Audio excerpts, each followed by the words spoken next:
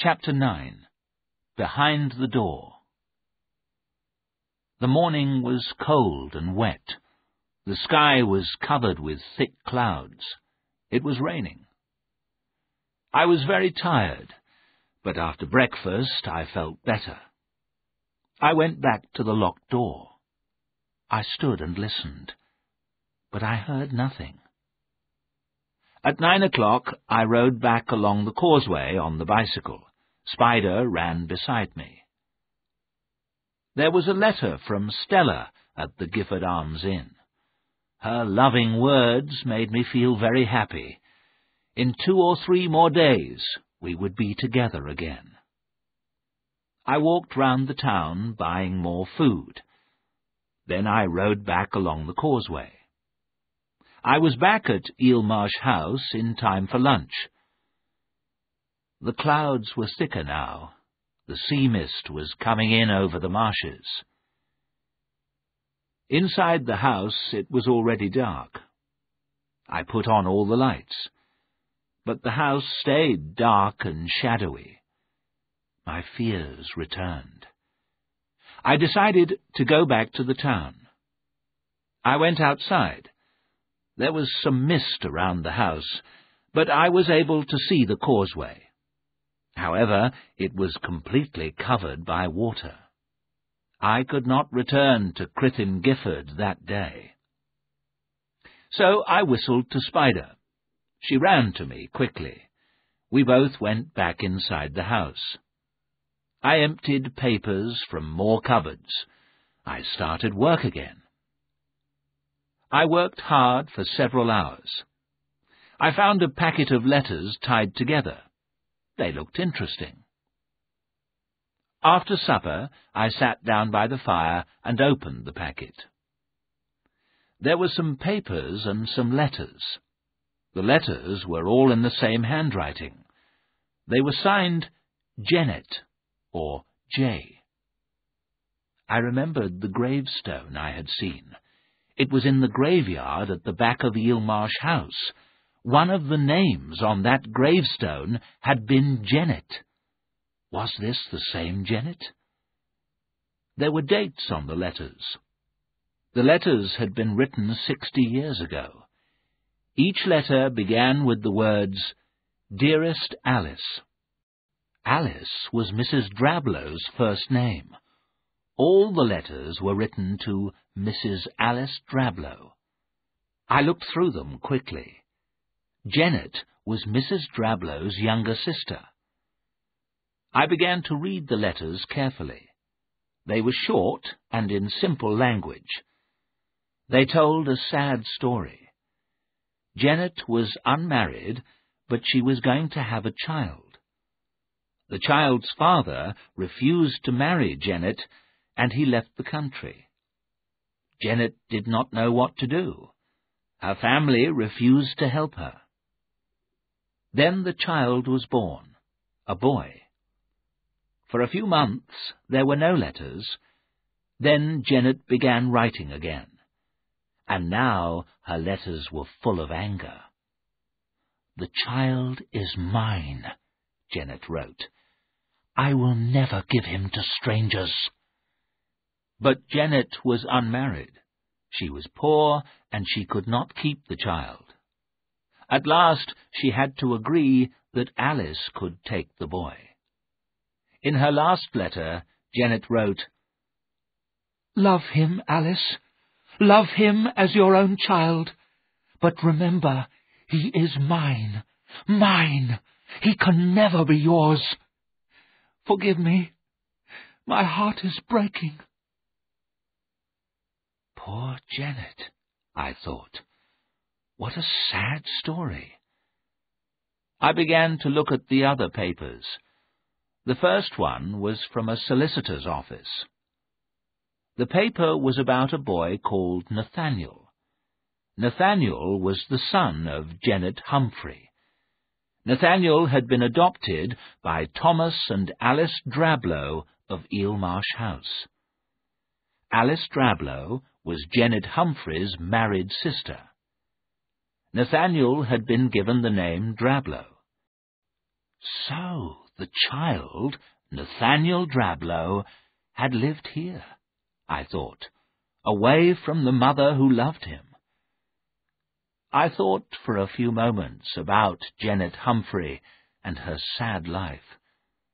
Then I picked up the next paper. At that moment, Spider growled. The little dog was standing at the door. Every hair on her body was stiff with fear. I sat there for a few moments, frozen with fright. Then I stood up. If this was a ghost, I must face it. I made myself walk to the door. I opened it. Spider rushed out of the room and up the stairs. I heard her run along the passage. She stopped. I knew she had stopped outside the locked door. I heard the sound again. Bump, bump, bump. I knew what I must do. I must open that door. There was an axe in the woodshed. I must get that axe. Taking my torch, I stepped outside the house. It was very dark, but I found the woodshed and the axe. As I was walking back, I heard the sound of the pony and trap. It came from the front of the house. Had Keckwick come back for me? No one was there.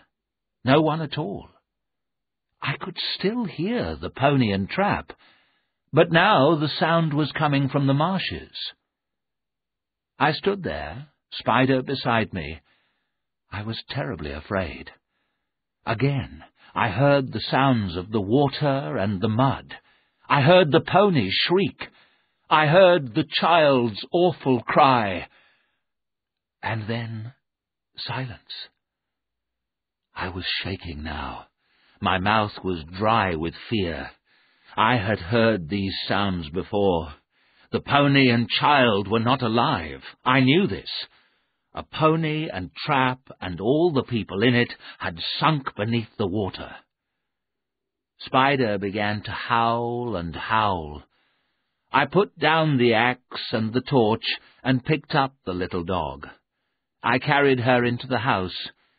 She was afraid, and so was I. After a few moments, the dog jumped out of my arms. She ran upstairs towards the locked door. I hurried outside, picked up the axe and torch, and followed her. The sound was louder now. When I reached the door, I saw why. The door of the locked room was open, wide open. I thought I was going to die of fear. The dog ran inside the room. The bumping sound went on, and now I remembered. I knew what the sound was. When I was a child, my mother had a rocking chair.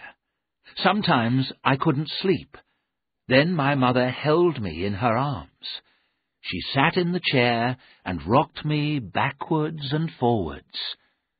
Bump, bump, bump. That was the sound made by the rocking chair on the floor. I was no longer afraid. The sound meant peace and rest. There was evil in that room. I knew that. But it had gone away. Perhaps it was my happy thoughts. They had driven the evil away from that place. Holding the torch in front of me, I walked into the room. I pressed the light switch. Nothing happened. But my torch was powerful. I shone the bright torch round the room. The room had been a child's bedroom. There was a small bed in one corner. A tall rocking chair stood in front of the fireplace. The chair was rocking gently. But there was no one there. The room was empty. No one had passed me in the passage. There was no other door. I shone my torch at the window. It was shut. There were 2 wooden bars across it. The chair stopped moving. There was complete silence. The little room was clean and tidy. There were sheets and pillows on the bed. I opened a chest and a cupboard. They were both full of clothes. Clothes for a boy of 6 or 7.